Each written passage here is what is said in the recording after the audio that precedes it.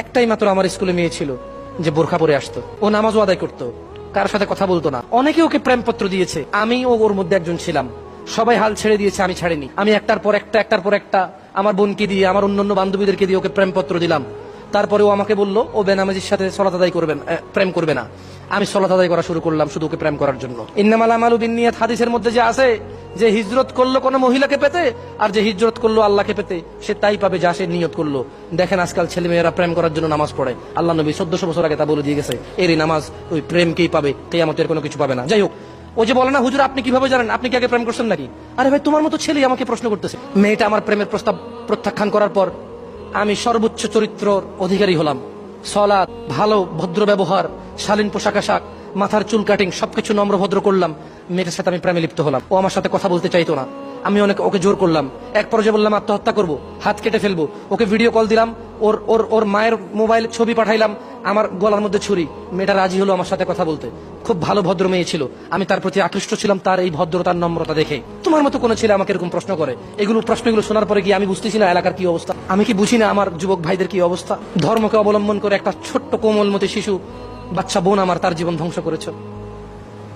বললাম তারপর, বলল সে আমার সাথে কথা বলতে রাজি হলো। সালাম দিত, কথা বলতো দুই একটা, আমি কথা বলতাম প্রচুর, ও কথা রিপ্লাই করতো না। তারপর আস্তে আস্তে আমি বললাম তুমি কেন কথা বলো না, আমি পরে বিষ খাবো।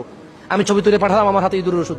সে আমাকে আমার মোবাইলে হোয়াটসঅ্যাপে বা ফেসবুকে তার ছবি পাঠাইতে হবে। সে আমাকে ছবি পাঠাতে রাজি ছিল না। আমি বললাম আমি পানিতে ঝাঁপ দিব, ছাদ থেকে লাফ দিব। সে আমাকে ছবি পাঠালো। এভাবে 2 বছর লেগে যায় ওই মেয়ের সাথে আমার সহজ হতে। মেয়েটা খুব ভালো ছিল। বলেন তো মেয়েটা কি খারাপ ছিল?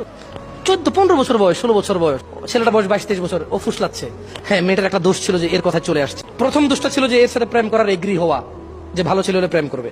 বাট ছোট্ট মেয়ে, এই অপরাধটা করতেই পারে। কিন্তু এই তোমার মতো চালাক নামাজি দাড়িওয়ালা ছেলে, আহলে হাদিস বলো, নিজেকে জামাতি বলো, তাবলিগি বলো, ফুরফুরা বলো, আটরশি বলো, মাইজ ভান্ডারি বলো, কওমি বলো, মাদ্রাসার ছাত্র বলো, ভদ্র ঘরের ছেলে বলো, তুমি এটা করছো।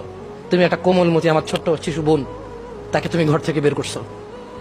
আর তারপরে তোমার যখন কয়েকদিন তার সাথে থাকা হয়ে গেছে, সব কাজকর্ম তোমার শেষ, আর একটা মেয়েকে দেখে বলতেছো যে লা লা লা লা লা হারাম, আমি আজহারি সাহেবের ওয়াজ শুনেছি, এগুলো হারাম।